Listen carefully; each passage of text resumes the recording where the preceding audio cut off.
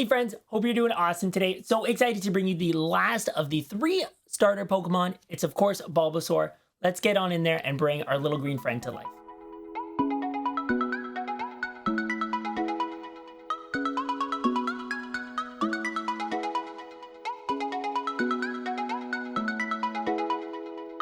A friendly reminder that we live stream on Twitch several times a week doing things like viewer build requests, creative builds, set previews and reviews, so make sure you come on by and check it on out. Time to build Bulbasaur. We actually did him up a little bit differently from the other Pokemon in terms of like his eyes and stuff, but I think he looks really cute. Let's get him disassembled, and then we're gonna bring him back and show you how we did it. Let's do it up.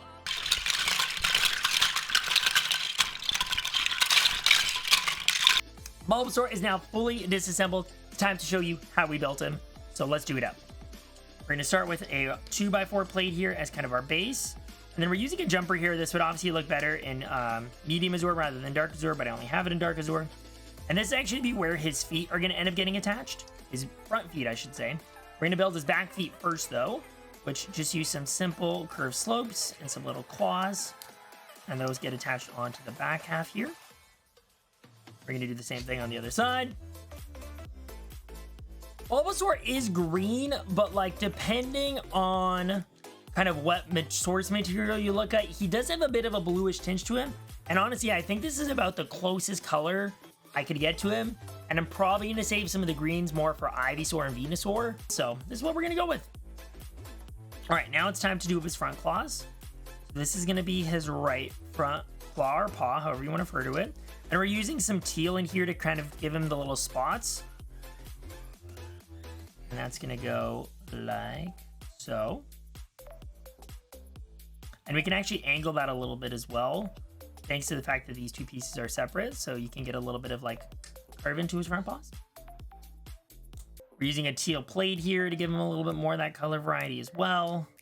Another curve slope, and we're gonna stick that on there, kind of angle that a little bit, and then you can see he's got some nice shaping that kind of matches his little sitting pose there. And then this is admittedly where I feel like I'm gonna forget a bunch of this stuff, but hopefully I can get this right. We're using some just detailing tiles here to add some, you know, nice little details and give them some more of the spots. And then I know this overhangs at the front here. The brackets are a very important part of this, and you're going to see why a little bit later when we do the face. I think that goes here, and then I think these go here. Okay, I think I got this. Yeah, this gives space for his little, what do you call that thing?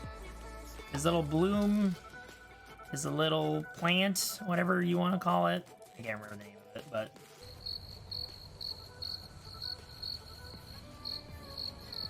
his little bulb. He's literally called Bulbasaur. All right, so that gives him his little ears, right?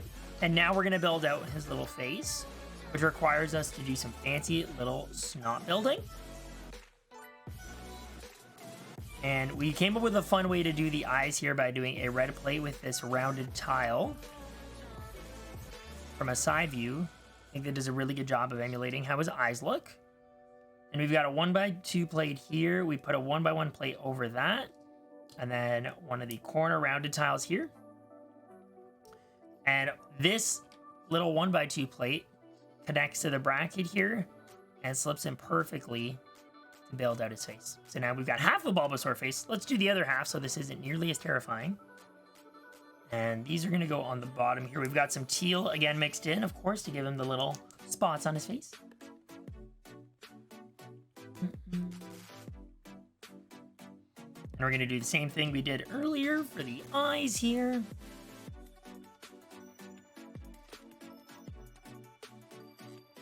Tile there. Corner tile here. And attach there. And boom. And now Bulbasaur's got his adorable little face.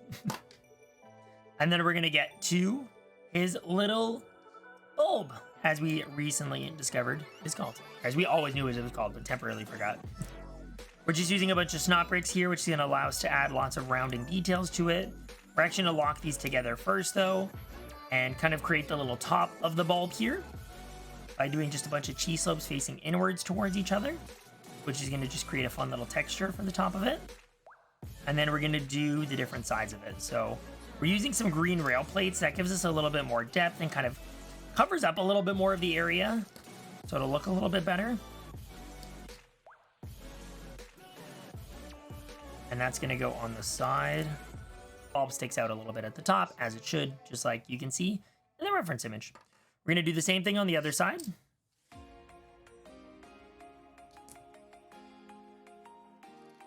Oops.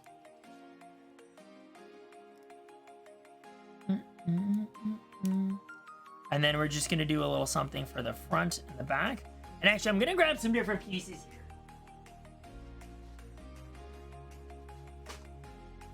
I'm going to grab some 1x2 plates to replace this 2x2 plate.